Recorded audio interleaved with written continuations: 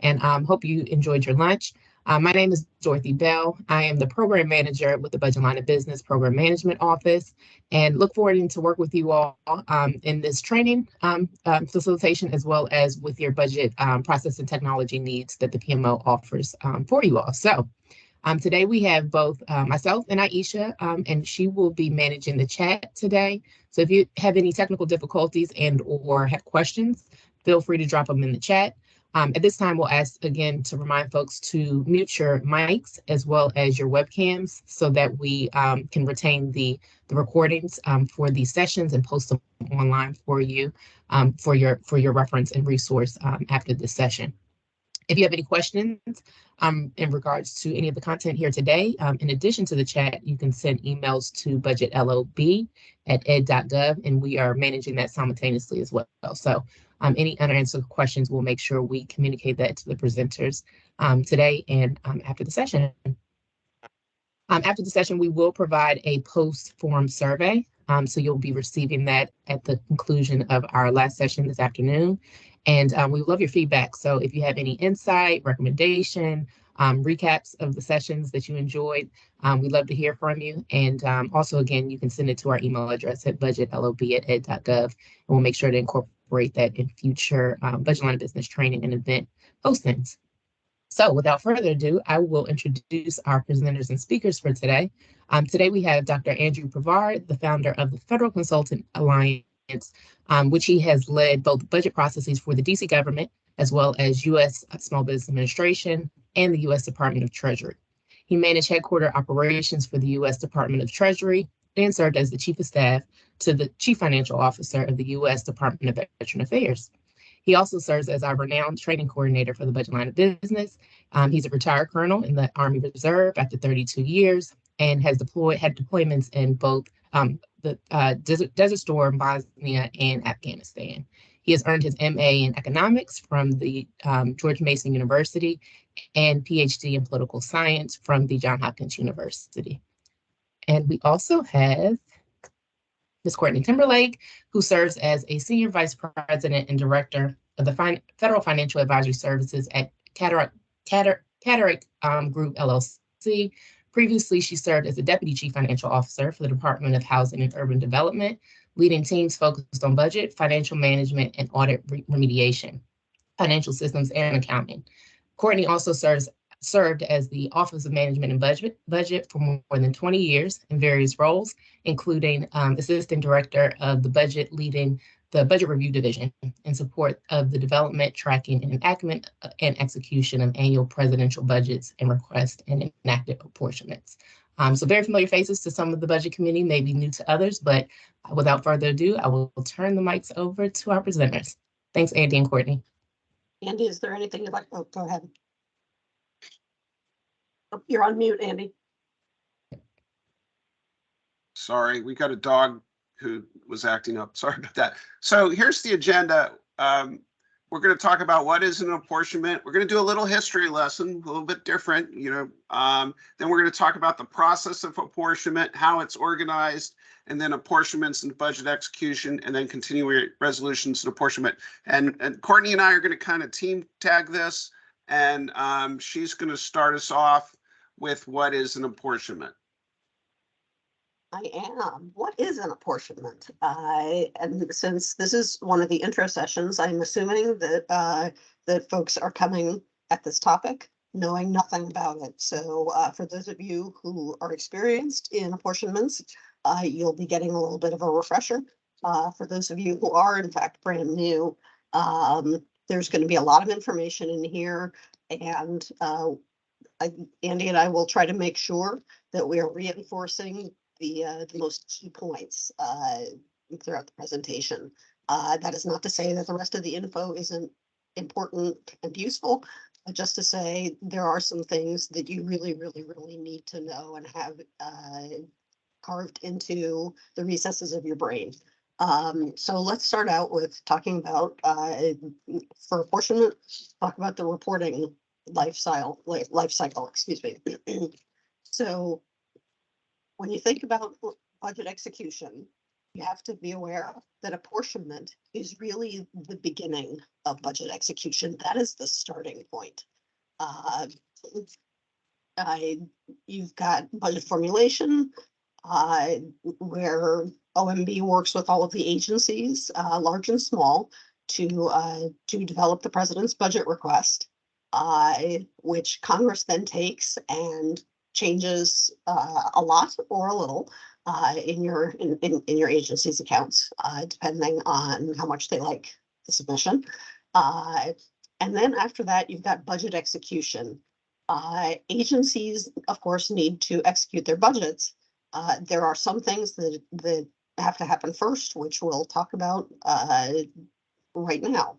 So you can see from the diagram, you've got Max, which shows the president's budget. The arrow goes to the appropriations law box. So that's when Congress enacts, whenever they get to enacting the appropriations bills, either one at a time, which was what was originally envisioned and has not happened in a long time, or in sets of appropriations bills, or in a giant omnibus that provides funding for all of the agencies covered by all of the appropriations bills. After Congress finally enacts the budget, then agencies are required to put together their SF-132s, their apportionment forms, so that they can legally go ahead and I should point out, I am not a lawyer, so I will not be able to answer any legal questions in this presentation. But the 132s are the apportionment forms, so that agencies can lay out what they are at the beginning of the fiscal year, how much they are expecting to obligate throughout the time periods of the fiscal year. In general, apportionments are quarterly. Some agencies have their own timetables on apportionment and have worked those out with OMB in advance. OMB must approve that apportionment for agencies to go ahead and obligate funds. And after the apportionment and after agencies actually go ahead and obligate their funds, there is reporting on those obligations through the SF, the Standard Forms 133. So again, if you are absolutely brand new to this, that's a lot of technical jargon, but basically, once you get your appropriation, you've got to make sure that you've got the right forms signed by the right people in order to go ahead and execute your programs through obligating funds. And then you've got to report on the obligation of those funds through the 133s on a quarterly basis. And then there are other exercises that occur after the close of the fiscal year. So that's the reporting life cycle in a nutshell. Before I go on, does anybody have any questions about what I just talked about? And Andy, if you have anything you'd like to add, please feel free. I'd just like to point out that we're going to discuss the SF-133 in the next class, and that starts at 2:30. Great. Okay. I am not seeing any questions in the chat, so let's go on to the next slide. Okay.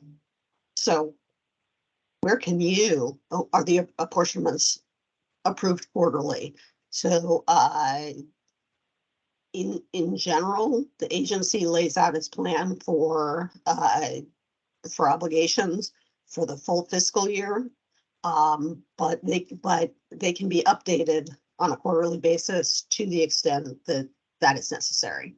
That is an option, but in general, the apportionments, I would not say that for all of the accounts, apportionments are approved quarterly. There may be circumstances that dictate that. There are certain types of programs where the apportionments may get approved quarterly, but in general, the requirement is to lay out your anticipated obligations for each quarter, to avoid, in part to avoid an Anti-Deficiency Act violation, but there are other reasons as well. Andy, anything you want to add to that? Nope. Great.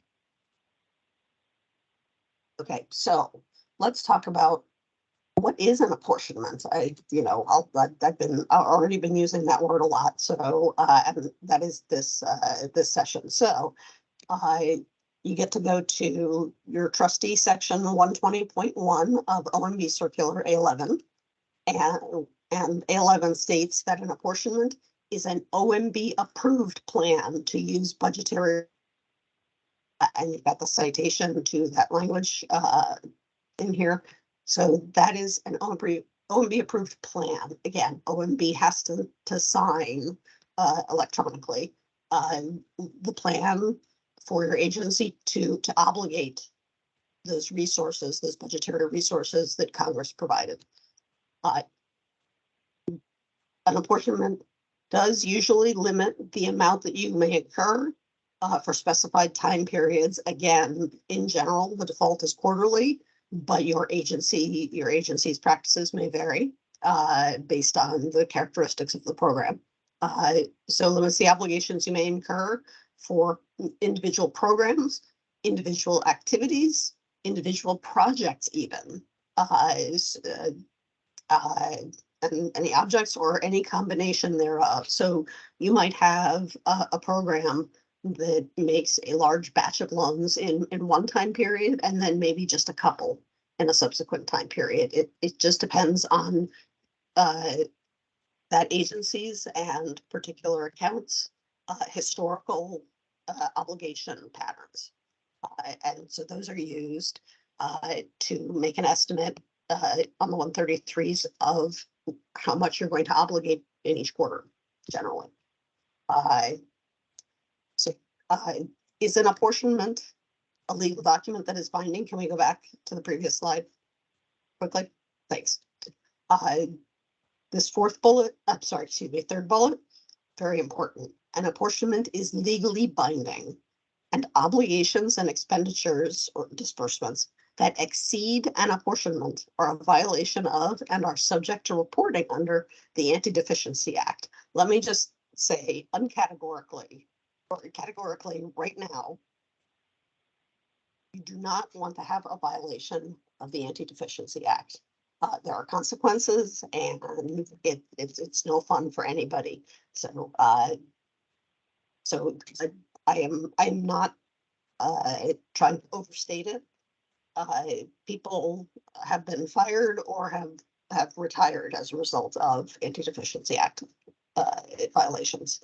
Andy, anything you'd like to add to my screen? No, it's just really bad. It is. Okay, so let's go a little bit more into the Anti-Deficiency Act and how it involves apportionments. So it's also you will also hear people talk about the ADA. That is the Anti-Deficiency Act in this context. I know that ADA has meanings in other contexts, but for budget purposes, ADA is an Anti-Deficiency Act violation. It prohibits you and any other federal employee from entering into any contracts that exceed the enacted appropriations for the year. Purchasing services and merchandise before appropriations are enacted. You have to have money. Again, I will continue to stress this. You have to have funding available, unencumbered, and it has to be in an amount that is equal to or greater than the obligation that you would like to enter into. So what does the Act require? The Act requires that OMB apportion the appropriations. So again, as I mentioned earlier, OMB has to sign off on the apportionment. They have to approve a plan that spreads out the spending over the fiscal period for which the funds were made available. And again, highlighting that spreads out spending over the fiscal period. You cannot in an apportionment assume that you will get a supplemental appropriation before the end of the fiscal year, meaning you can't show that you're going to obligate all of your funds before the end of the fiscal year and then say, oh, hey, we're out of money. We've got to go back to Congress and get a supplemental. So you have to show how you are going to manage and obligate the money over the course of the full fiscal year.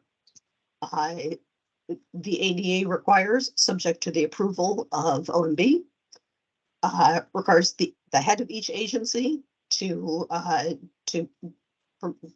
promulgate regulations for a system of administrative control of funds. That is, have a system that is capable of monitoring and reporting on how much you have been obligating, and making sure that you are not going to obligate all of your funds way before the end of the fiscal year. The Act also restricts deficiency apportionments. You don't want to have to deal with those, but deficiency apportionments to amounts approved by the agency heads only for extraordinary emergency or unusual circumstances. I personally, in my years at OMB, did not get involved in any of those types of situations. I don't know, Andy, if you have. No. Nope. I mean, in theory, there's something that could happen, but it's not, you know better than me, but it's OMB kind of doesn't really buy the idea that there's some special circumstances there. You're not going to be able to sell that to your OMB examiner. That idea Yes. is not going to fly. That is absolutely true. Yep. And as I mentioned, the Anti-Deficiency Act provides penalties for Anti-Deficiency Act violations, and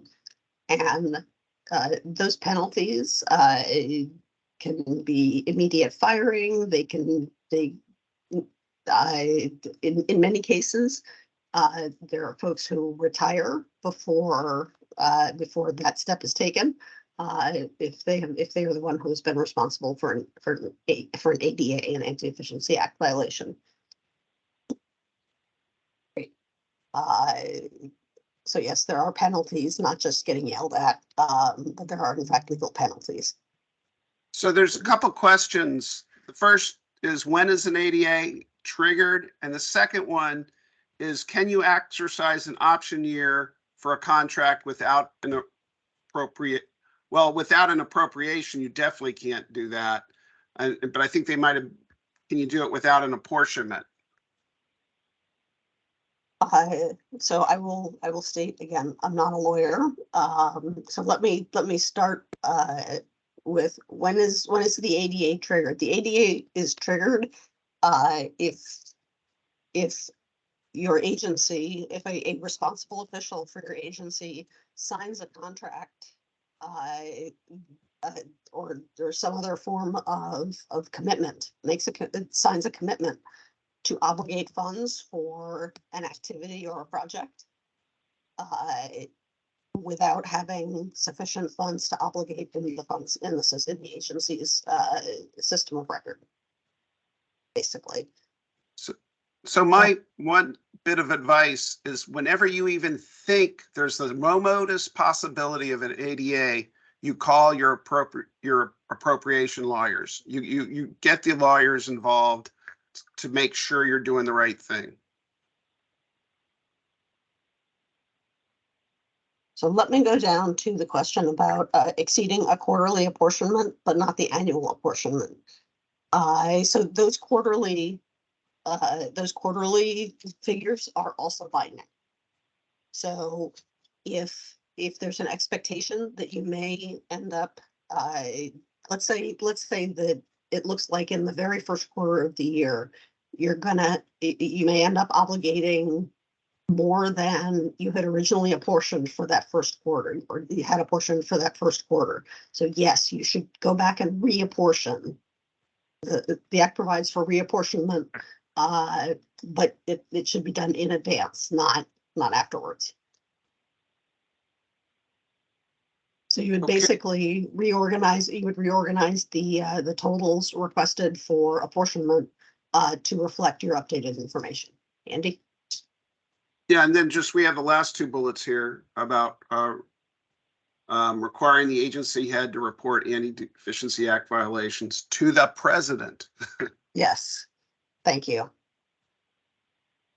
Yes, That's to the president. that's not how you want to get in front of the president. You know, that is not the way to get your No. name known to the president. Okay, I will go to the next slide.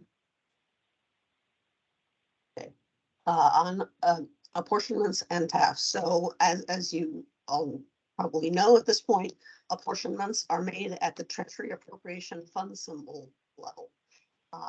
And so it's not just the account, it is the TAFs level. All TAFs must be apportioned. There are some specific cases, there's an exception for some specific cases. And if you want to see if you want to see the list of those cases, you can go to section 120.5 of A11 and check that out. The official list of TAFs is maintained by the Treasury Department in their FAST book.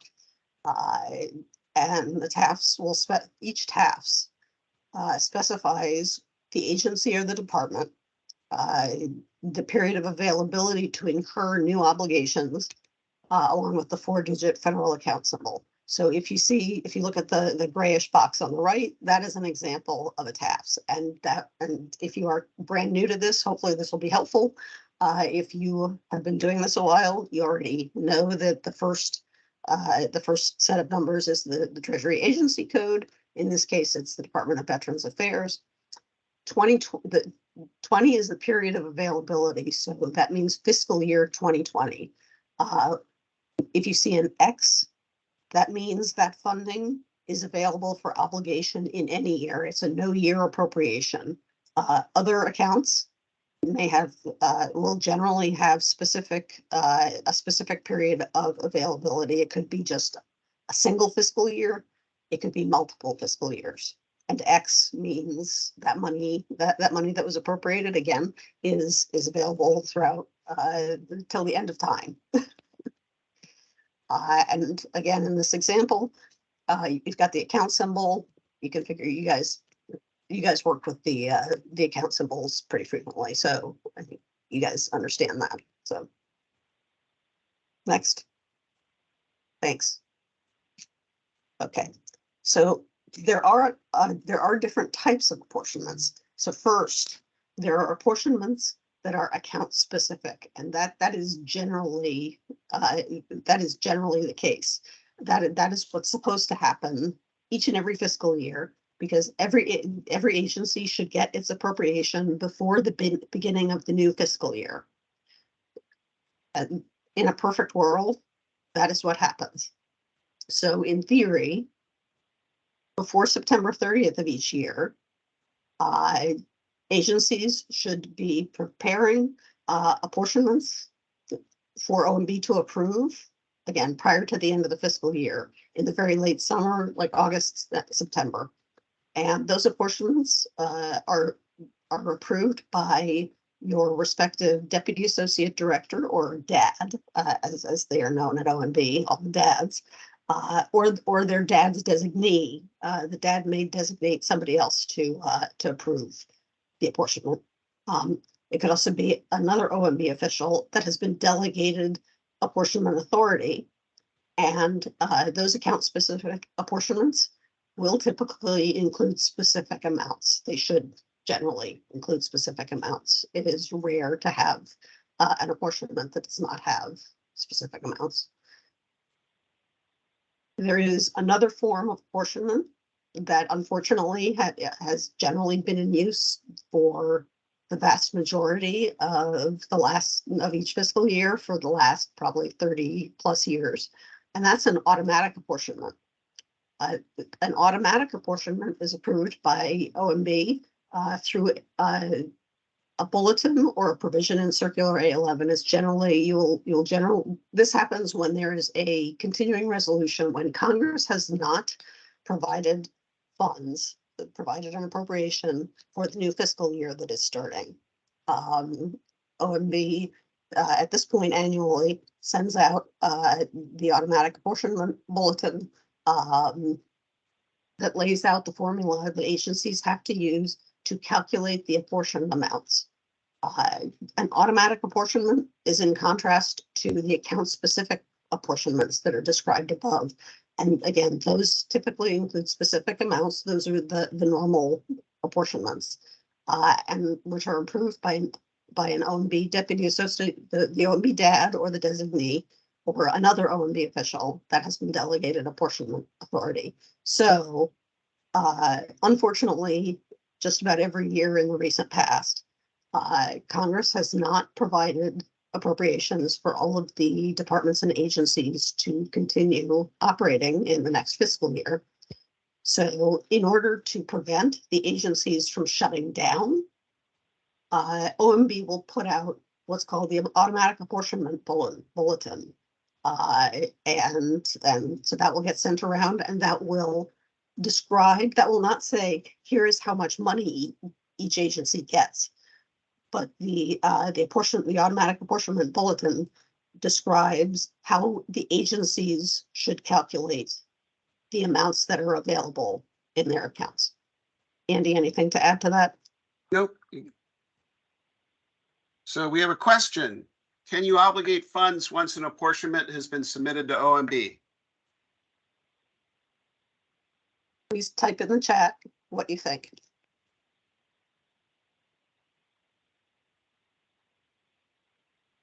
We will not pick on anyone, I promise.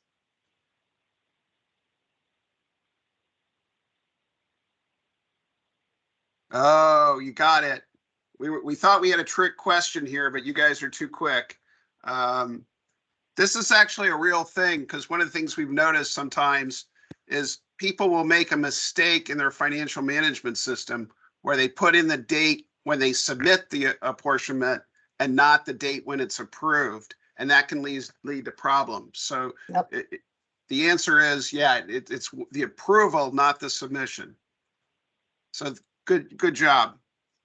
So now we're going to turn to the political history of apportionments. Now, because you may ask yourself, why are we doing this? Why does Congress make us go through this? Why is OMB threatening people with being fired and early retirement for violation? Why is this such a big deal?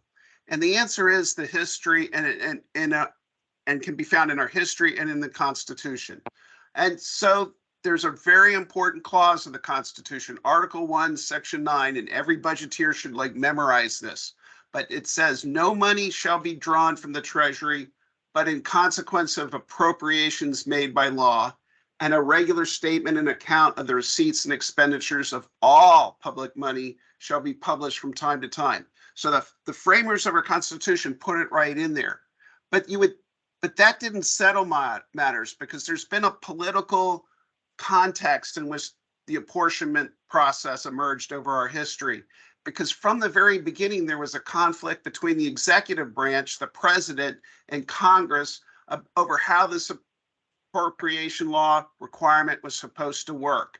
And basically, a lot of times, the presidents wanted to get things done. They wanted to do things, and they didn't want to be hampered by this, annoying appropriation law.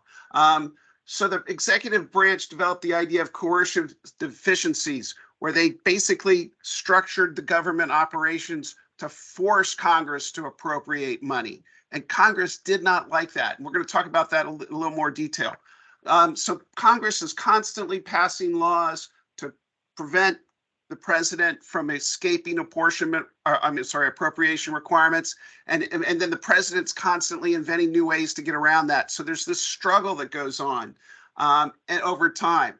And it began at the very, very beginning, like in the James Madison and John Adams. When James Madison was in the Congress and John Adams was the vice president, they were fighting over appropriations, where Madison was trying to get a better understanding of what the President Adams was doing. And of course, they were in different parties. Adams is a Federalist, and James Madison is what they call Democratic Republican. And they're fighting over it. So what Congress responded to Adams' attempts to spend money how he wanted to by passing ever more detailed laws that tried to specify exactly what the president could do and could not do with the money. But John Adams, Secretary of the Treasury, Oliver Wolcott, simply interpreted the laws to allow the executive branch to transfer money from one purpose to the other, so that the Congress would pass a law for the Navy and the Wolcott would spend the money on the Army and things like that. So what they did, Congress's first step in this struggle was they, in 1809, enacted a law that banned appropriation transfers. Because think about it, if the president can transfer money the way he wants, it kind of defeats the whole purpose of the appropriation clause of the Constitution. And so then what the president started to do is they came up with this thing which we now label coercive deficiency. And that's the practice of escaping limitations imposed by Congress. And the way this worked is a department would get an appropriation from Congress to fund operations for a year. But then the Congress would spend all the monies in, say, the first 6 months of the year, and that would put the burden on Congress to appropriate more money, or the operation would just, that part of the government would just shut down. And since agencies of the government like the Navy are important, you can't just shut down the Navy. It would coerce the Congress into appropriating funds. Now, as you can imagine, the other practice that evolved was the departments would let contracts, they would grant contracts, and often it was for building ships for far more money than they had appropriated. And that then forces Congress to appropriate the money. So if you sign a contract for $1 million for a ship, but you only have $200,000 appropriated, that kind of puts the Congress in a situation where they got to appropriate the other $800,000, or the ship just kind of sits in the dry dock. Congress, as you might imagine, did not like this process. So what they tried to do in 1870, they passed the first version of the Anti-Deficiency Act. And it was done by a Senator John Sherman, who's the brother, just for trivia, of William Tecumseh Sherman, the general in the Civil War. But it said, it shall not be lawful for any department of the government to expend in any one fiscal year any sum in excess of the appropriations made by Congress for that fiscal year, or to involve the government in any contract for the future payment of money in excess of such appropriations. So you can see here, Congress is trying to stop the president from spending money. But that didn't, you would think that would have worked, but it didn't really solve the problems, because in 1879, there was a very aggressive guy in charge of the post office, a guy named John Cresswell, and he was really trying to make the post office modern, and he was going to try to do all these great things, and he wasn't going to allow, congressional appropriation law to stand in his way. So what he did is he entered into a $2 million contract. He asked the Congress for $2 million to fund Congress contracts that he'd already entered. So he'd signed the contracts, and he said, now Congress, give me the money. But he said that the Anti-Deficiency Act had not been violated because it was possible to terminate the contract. But the implication of that was the mail would be stopped, because without this contract, the mail throughout the United States would be stopped. And if you know, in 1879, there was no internet, there was no emails, so you had to have mail. So he basically forced the country to the Congress to appropriate the money. Now you can imagine that didn't go over very well. So Congress tried yet again to get control of things. So in 1905, they passed the Anti-Deficiency Act yet again. And this time they required monthly or periodic apportionment funds to spread them out over the entire year. So this is the origin of the modern apportionment concept, because the purpose of the apportionment is to prevent the executive branch from spending all the money in the first part of the year and then running dry and forcing Congress to appropriate more money. And they also required adherence to the apportionments unless top departmental officials waived them in writing. So they did, at this point, give you a little kind of escape clause, but they did say that Congress had to be notified when these exceptions were made. And here we established fines and imprisonment and removal for office for violations. So Congress is signaling that they're very, very serious about this. And actually, the people fought this over was John Cannon, who's the Republican Speaker of the House, who was trying to rein in Theodore Roosevelt, who was also a Republican, but Roosevelt was trying to, build up the government and do all kinds of big things with the government that Cannon did not like. Hey, Andy, So- there are a couple of questions. Yeah, Couple yeah. of questions in the chat. So if you can back up one slide. Okay. Uh, I yeah, you see the two on the right? Yeah, there's, is there any analysis to see if CRs are more ineffective than doing a full initial funding on October 1st? I think we all hate CRs, anybody who's been involved in government, because you like to have all your money at the beginning of the year, but I don't know, do you know, Courtney, of any academic or other studies that GAO or anything? I don't off the top of my head. I was hoping you might have something, but I can't think of anything. I don't think that the legislative branch wants to do it, wants to do much of, wants to actually put anything out. And they may have mentioned that to GAO, but I imagine that the congressional staff don't really want to highlight the lack of effectiveness of of getting appropriations passed. And there was one other question that you might know since you're a history buff, Andy.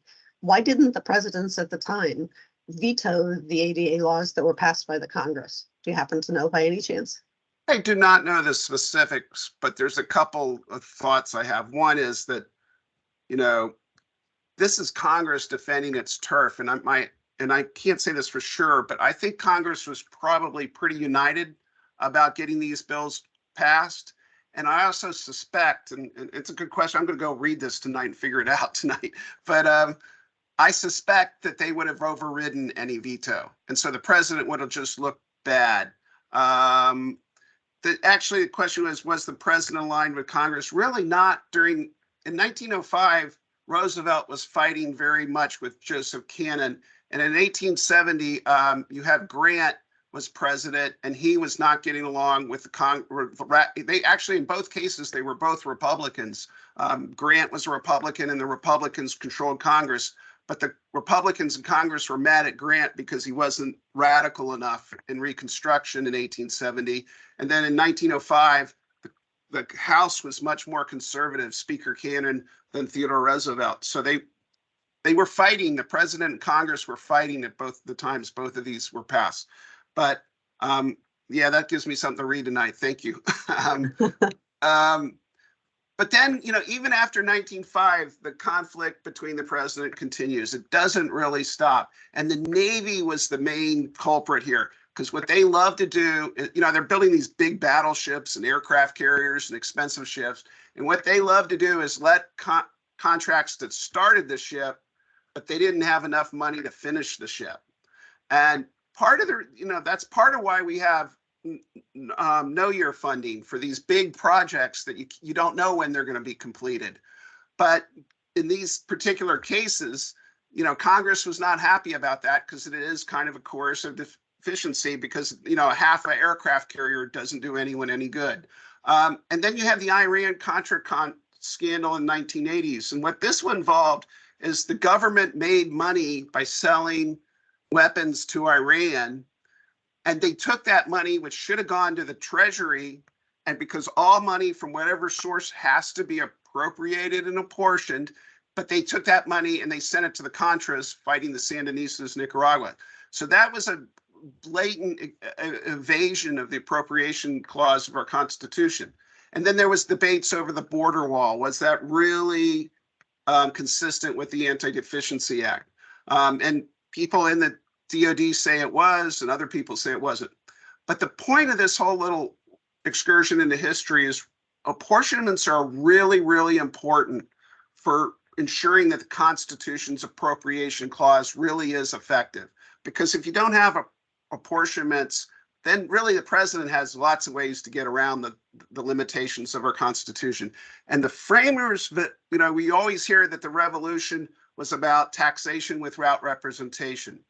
But if you look at the history of the American Revolution, they were also very, very afraid of how the government would spend money, because they looked at the example of England and they saw the corruption of the English government, the way that Prime Minister Walpole used money to buy influence. So the framers were very worried about the abuse of spending as well as the abuse of taxation. So So that leads us to the modern legal requirement for apportionment. The legal purpose of an apportionment is to prevent spending at a rate which would create a deficiency. That's why we're doing this, right? And once an apportionment is approved, the amount of the apportioned is available for obligation under the terms of the apportionment unless reapportioned. So this is actual language you can take a look at. It really is a law. And then here's the law for any deficiency act. And we covered this, but you can just see that it's a real law. Okay, so now we'll get into I'll turn it back to Courtney and we'll get into the apportionment process. Okay, so let's talk about the apportionment, the actual process. So there are, as there are for everything, there are statutory deadlines for submitting apportionments. Just a few principles first. The president has the sole authority to prescribe the contents and to approve apportionments. That is the president's job.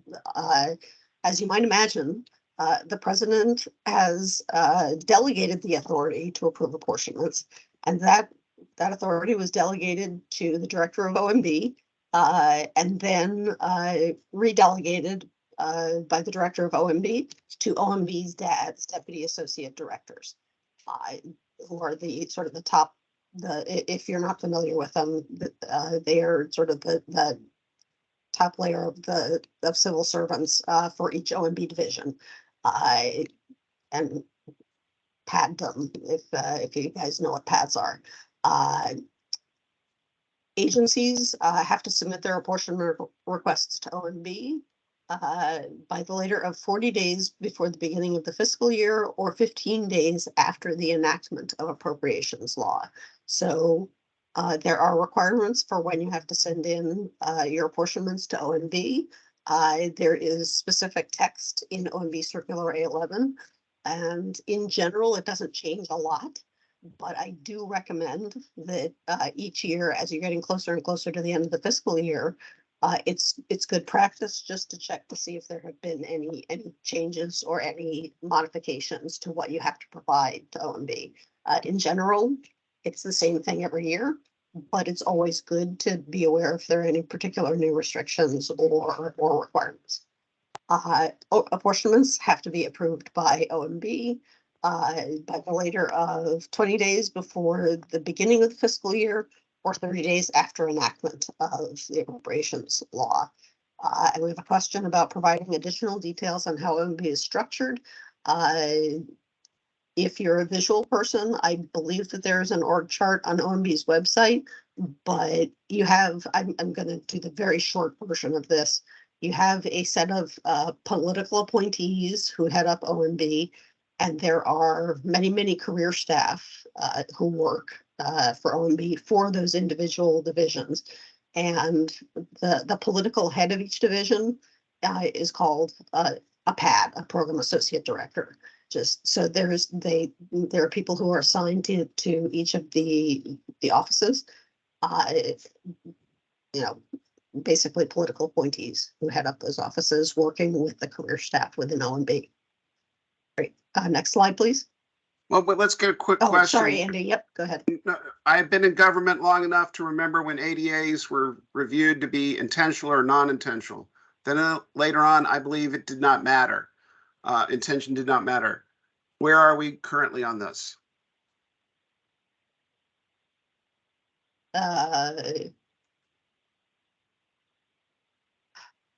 So there are consequences to like I said, there are legal consequences to ADA violations. I don't know what the current practices are, but I do believe that if something was inadvertent, at least in the past, I don't want to say now because I want to go back to A11 to check, but in the past there have been, when it's clear that it's an innocent violation, there may be different sort of there may be different consequences versus something that is clearly just disregard for the amount appropriated. Andy, I don't know if you have anything more recent. No, I'm sorry, I don't. I do, I mean, because inadvertent violations can occur because people enter the wrong date into a financial management system or something like that. So it is possible to have a mistake and not be an intentional evasion, but I don't really know of the exact policy right now. Yep. That's fair. So when are resources apportioned? Yep. So when are resources apportioned?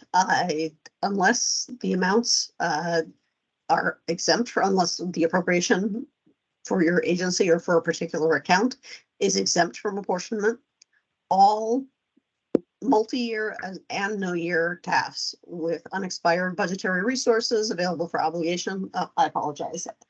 I live very close to a hospital, so I don't know if you're hearing the fire engines. Okay, great.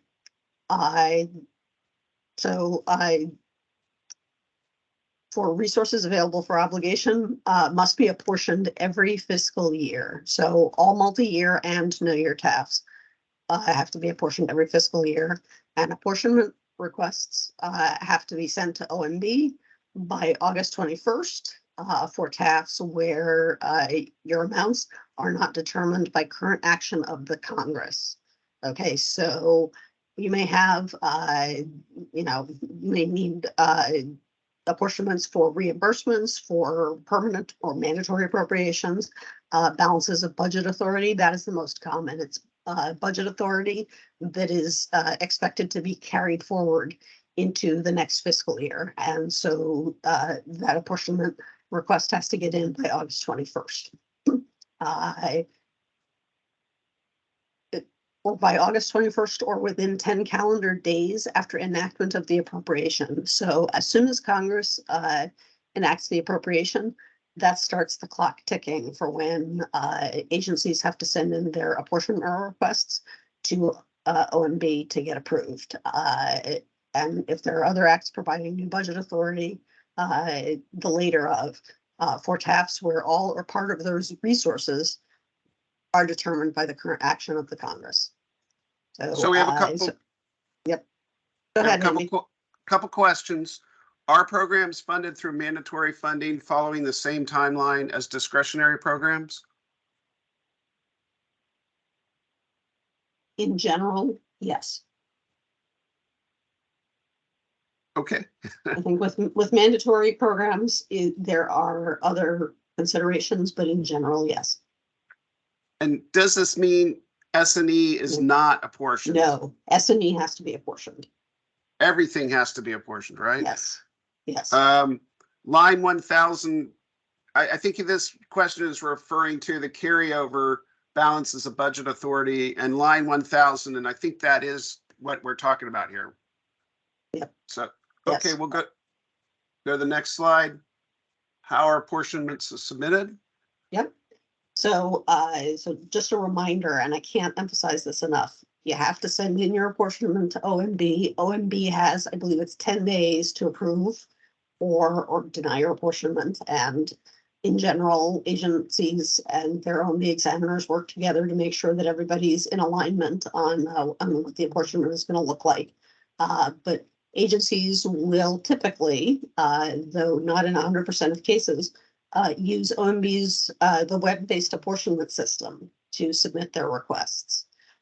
And you can see the relevant section of A11 if you'd like to refer to it.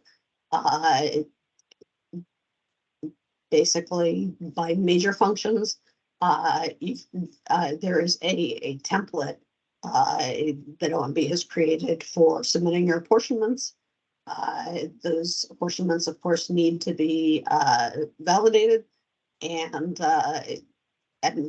then obviously sent back to the agency, signed, and you can run reports to see what's been approved and what has not yet been approved. You can access the system via your Max account in order to be able to submit the apportionments to OMB. So that's just a little bit of the inner workings of the nuts and bolts and all sorts of stuff like that. So we got a couple more questions here, and we appreciate the questions. How long has it been since Congress passed appropriations in time for apportionment? Well, I'll say something about this. If you went to Tony McCann's class this morning, he had an excellent chart that showed back to 2003 when things were done in an omnibus and when they're done on regular appropriations. So it was like more than a decade, but I don't know, Courtney, if you have more specific. No, it's been a very long time. Yeah. What is the difference between XBR and XAR? I'm not sure what that's referring to. Yeah, I'm not either. Sorry, Portia. Portia, if you want to put more detail, we'll try and come back to that later. Yep. Then we see on slide 24, it mentions apportionments should be submitted 15 days after the date of enactment of the law by which the appropriation is made available. When I look at A1, it mentions 10 days after enacted. Can you clarify the different amount of days?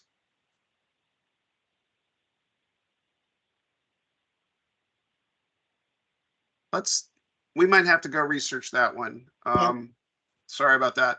And Andy, hey, to go back to Edwin Rodriguez's question about what happens, if it takes more than 10 days. So approval of an apportionment should not take more than 10 days. And OMB, the OMB staff know that they need to get the apportionment approved, or I mean, you as an agency should be proactive in working with OMB on these things, but everybody knows that these need to get enacted quickly because it's not just about here's a time frame, that's a requirement in a circular. The agencies need to obligate their funds, and OMB does not want to be a holdup on agencies doing their work.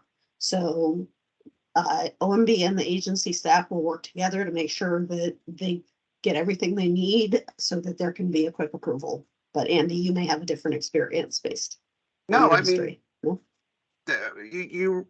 they really try to get them done quickly because they know, like, if there's like hospitals depend on these things, important government things depend on the ability to spend money. Lots, yeah. And the director of OMB does not want to be answering questions about why something went wrong because an apportionment didn't happen, and it would actually, if it would rise to that level. I mean, press would have a field day if something went wrong because of a bureaucratic, couldn't get the apportionment done. That would just be a disaster for people, and they're just not going to let that happen.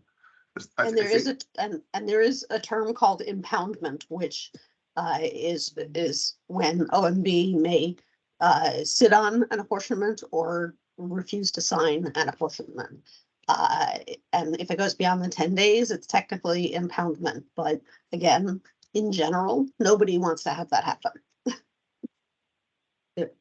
There's nothing in it for anyone. Let's do the basic rules for apportionments, and then we'll talk. There's a couple more questions we'll get to. Great. All right, so basic rules.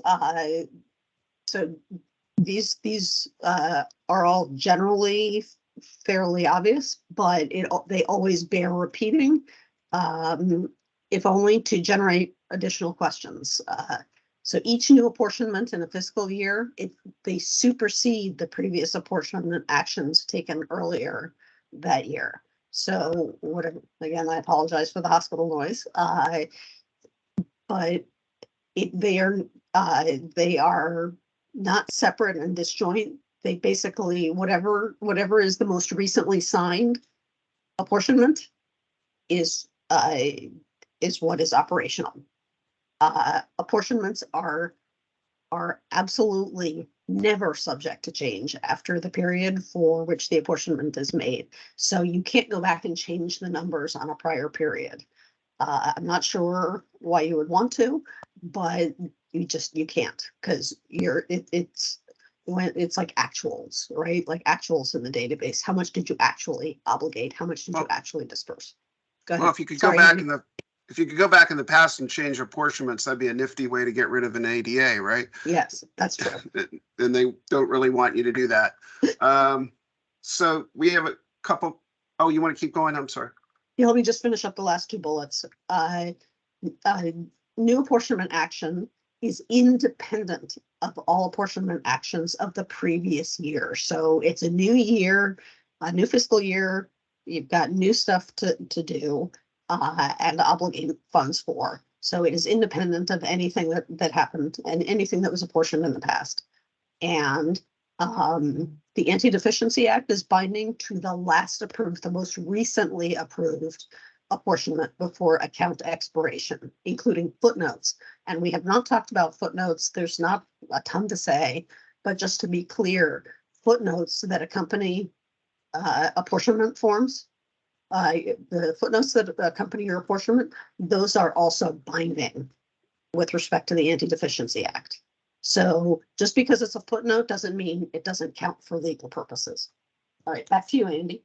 Well, there's just a couple questions here, and I think Suzanne asked a really important question. So, for example, if you don't spend a full apportionment for the first quarter, the rest would be available in the second quarter for the apportionment. So, if you would have to make that available in the second quarter. Sorry, Andy, go ahead.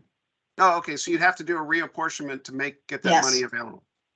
If you don't, so Suzanne, I'm not trying to be picky, but you said if you don't spend a full apportionment, just to be clear, if you don't obligate a full apportionment for the first quarter, but you would have to if you want to make that money available for obligation in the second quarter, you would still you'd have to do a reapportionment for the second quarter so that you could obligate in that quarter.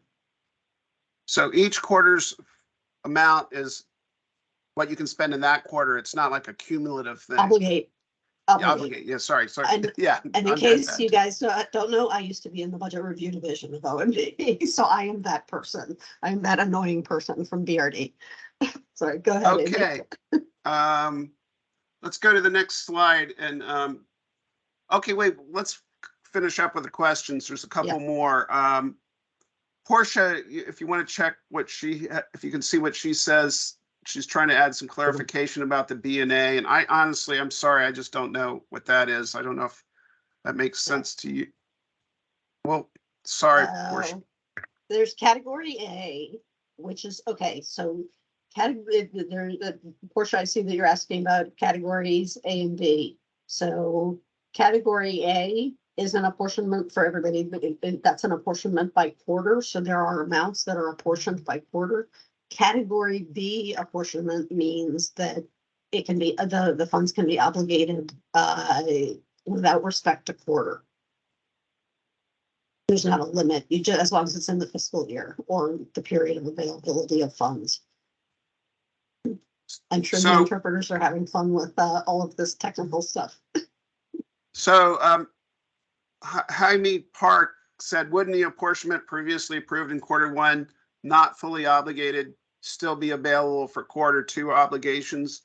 We can't just exceed the quarter one authority for obligation. But I think we covered that. The answer is you have to do a reapportionment to raise your amount available in quarter two to equal the amount that was not spent in quarter one. I'm sorry, not obligated, not obligated.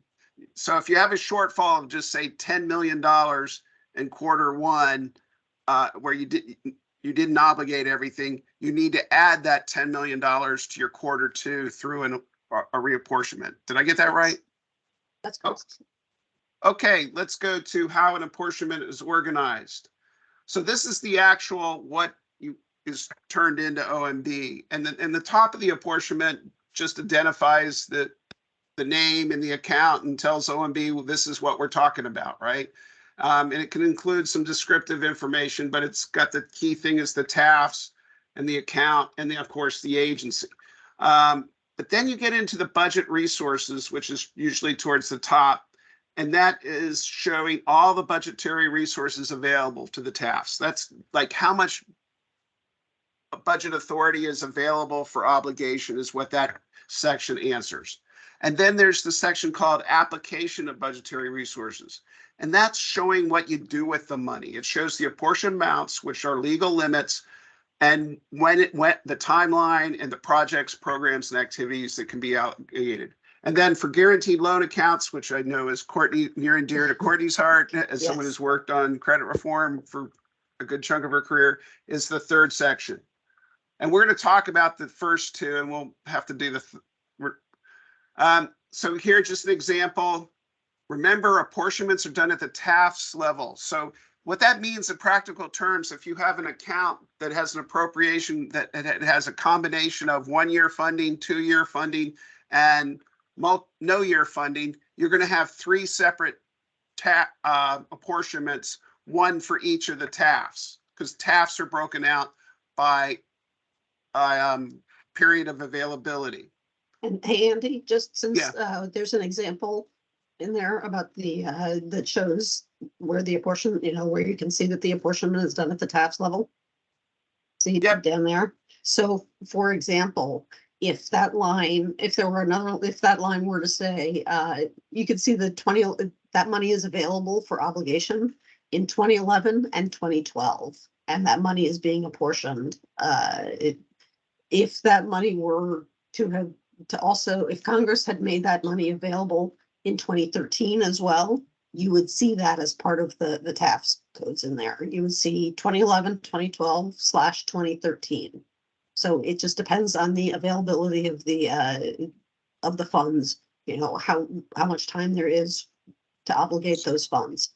So so you would have to put 2013, and if it were no year money, you would see an X, because that means, again, that you can obligate those funds at any point subsequent to appropriation.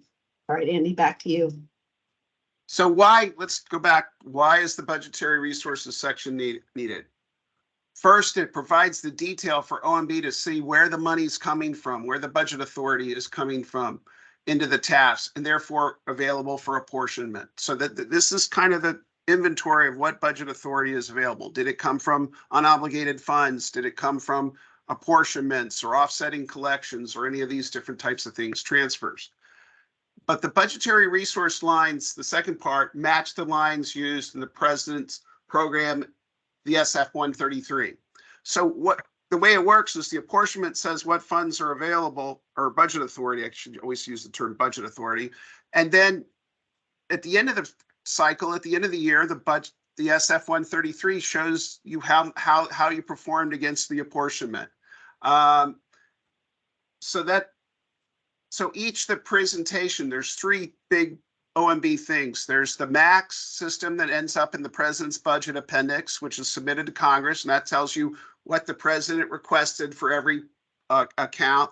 And then there's the apportionment, which is what got passed and is actually going to be available for obligation. And then your SF 133 is what was actually obligated. So that's how this cycle works. The apportionment is the first step in the budget execution process and provides the basis for agencies to post information in their funds control and financial system. And this, I just note, is taken directly from A11. So now, in the budgetary resource sections, there's section OMB A11 Appendix F tells you the exact codes, the exact line numbers to use for each type of budgetary resource. And there's many of them, because there's all kinds of different kinds of resources. There's resources for transfers and recovery of obligations and all kinds of different things. But these are the few of the main ones. 1,000 unobligated balance brought forward, 1,100 appropriation discretionary, 1,200 appropriation mandatory, and then 1,700 and 1,800 spending authority from offsetting collections. And if you remember, we talked about this before today, offsetting collections are when the government collects money, usually for a service, and it's things like a park revenue. So even if you're managing a national park and you're collecting fees or parking fees in a veterans hospital or any kind of fees you get, you still have to have it appropriated, and it still has to be apportioned. So then once you've decided how much budgetary resources are available, you tell OMB how you plan to use it. Now, remember from our budget execution class, we said you build your plan first, and then you develop your apportionment request. And so what you have to do is divide your budgetary resources between category A, which is funding that you split by time period. So you tell them what you're going to spend in each quarter of the fiscal year. And then, but there's also things that category B, apportionments, where you're telling OMB what you're going to obligate by program, projects, and activities. And that is often usually, and help me out, Courtney, if I'm wrong, but it's usually for big ticket purchase items, like in DOD, if they're buying an aircraft carrier, in VA, maybe they're buying a hospital. It's big ticket things that the timing of those things is not necessarily easy to predict. Right. So that's what you do with category B. And you can have mixtures. So part of your funds can be apportioned by category A and part of it can be category B. And category C apportions budgetary resources in a multi-year or no-year task in the fiscal year. So if you have an amount that you're planning, like you have a 2-year fund, and let's say you're going to spend half of it in year 1 and half of it in year 2, you put the half for year 2 in category C. And as we said, it can be a combination of these 3 categories. In some uncommon cases, resources are portioned but not available for obligations because they're withheld pending rescission, deferred, or unapportioned balance of a revolving fund or exempt from apportionment. Those are special cases that we won't necessarily get into, just be aware of them. So here's an example of reporting categories. You can see this one is by category B, because they're telling you training the categories here. No, I'm sorry, category A. And so you can see the different categories and how they sum up. Note that agencies are required to report in GTAS for obligations against each program reporting category, but the ADA does not apply to reporting categories. Is that okay? You can explain that a little bit, Courtney? Oops, I'm sorry. Sorry, I was nodding on something else behind me. Oh, sorry. So can you repeat that?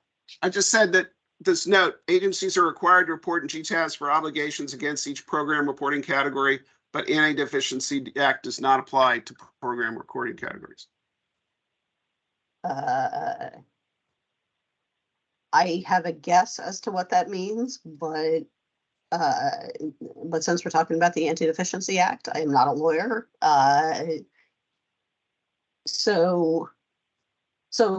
Let's say, I think the point of this is to say what's in GTAS is not, whatever you put into GTAS, if you put in a wrong number into GTAS, it does not trigger an Anti-Deficiency Act violation. That's what I think it is. If there is an error in GTAS on the amount, let's say that in GTAS you accidentally reported twice the amount of obligations that you meant to. If the fact that you entered incorrect data into GTAS does not trigger an Anti-Deficiency Act violation. That's just a mistake that you need to fix in GTAS. It is the apportionment is what is controlling. Okay.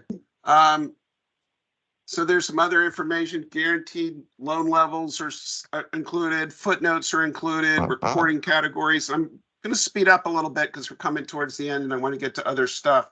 But there is the issue of when do you request changes to previously approved apportionments? You submit a reapportionment request to OMB when your budgetary resources have increased since your previous apportionment for the fiscal year. So like your actual revenue from the park is better than what you thought it would be. You want to obligate against the increased resources for the same fiscal year. The increase is not covered by any of the exceptions, and programmatic changes result in the need for an adjustment in apportionment. Like maybe there's an emergency that you need to shift money from quarter 4 to quarter 3 or something like that.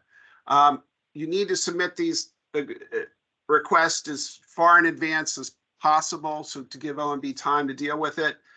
But when there are emergencies involving the safety of human life or the protection of property require immediate action, you can request, and OMB may approve an apportionment by email as soon as practical. I don't know if you've ever seen those happen, Courtney, in your career.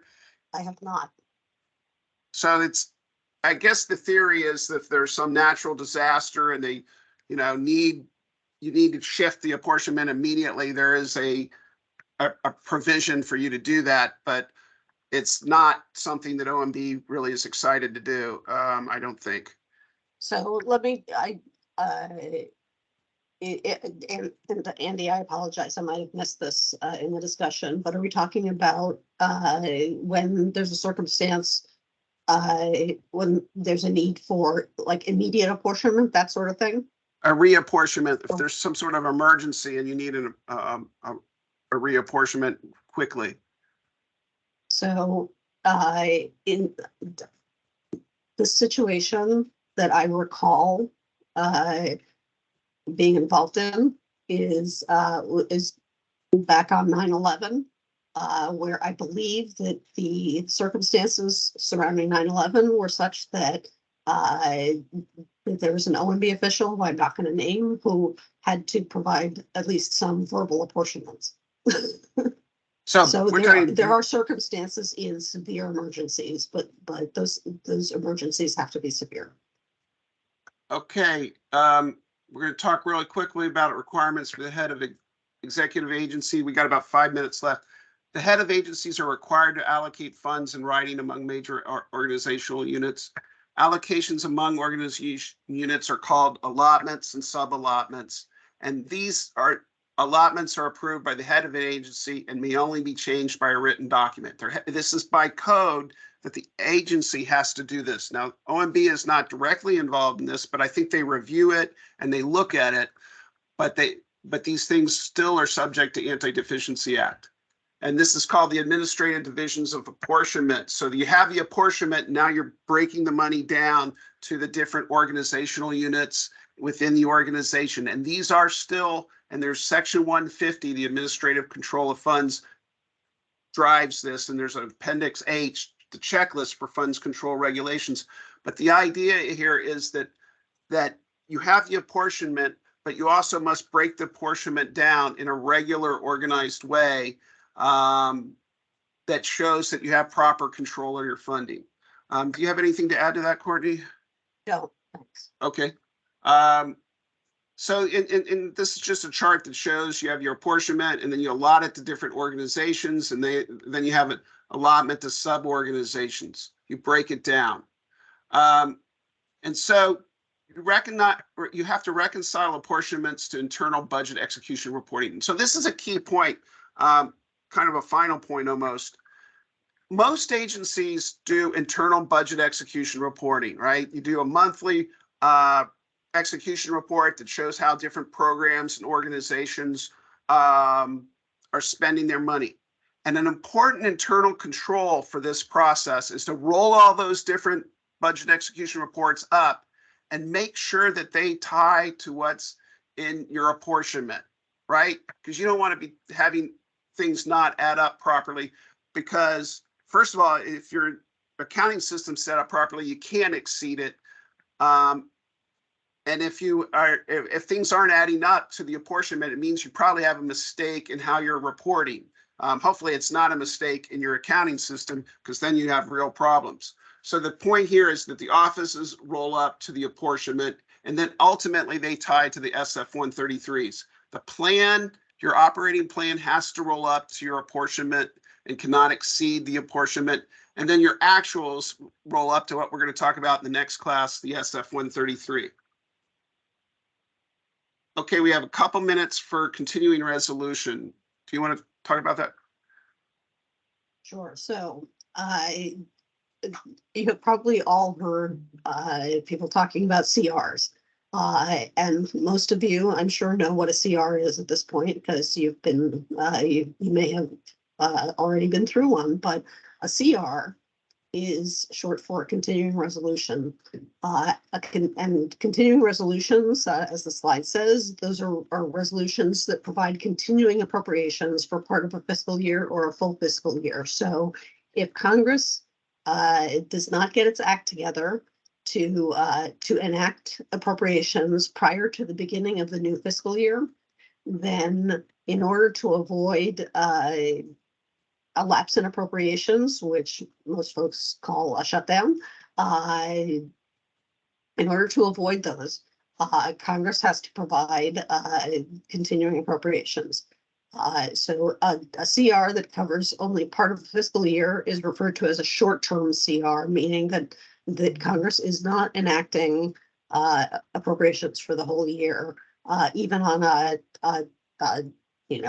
continuing basis. And a CR that covers a full fiscal year is referred to as a full year CR. So anything that is less than a full year CR is called a short-term CR, even if that short-term CR lasts for 11 out of the 12 months. But a full year CR, Congress has enacted full year CRs in the past, and it's basically, again, maintaining, for most accounts, continuing appropriations that are roughly equivalent to the prior year's appropriations. There are lots of exceptions that I'm not going to go into for many reasons. So a CR is enacted mostly annually at this point for a long time, but when the Congress has not yet passed new appropriations bills by October 1st, or when the president has vetoed congressionally passed appropriations bills. So if there's no, there's nothing, if Congress hasn't passed a bill, you don't get to operate. And because a short-term CR, if you have a short-term CR, that means that Congress has not finished its work. So your agency should operate at a minimal level until after its regular appropriations are enacted. Basically, don't assume what Congress is going to give you in your appropriations. So you have to operate at a minimal level. CRs don't usually provide specific dollar amounts for each task.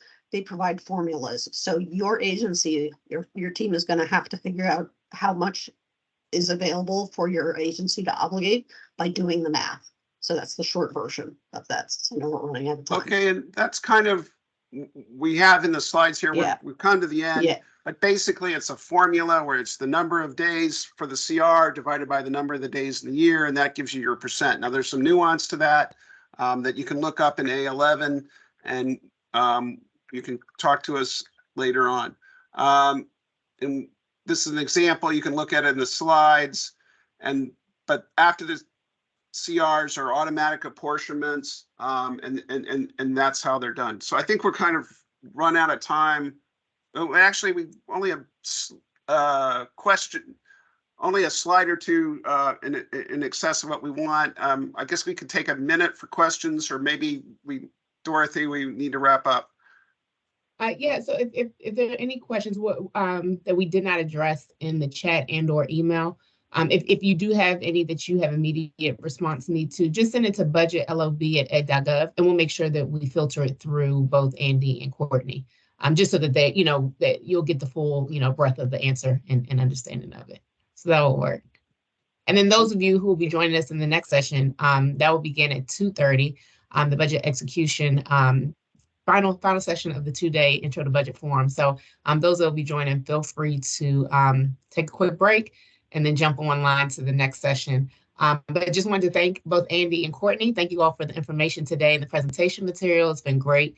This presentation will be recorded, and we will post it on our Max Budget Line of Business page within the next 2 weeks with the transcripts, and also the presentation materials will be available as well. So you'll be able to reference that in tandem.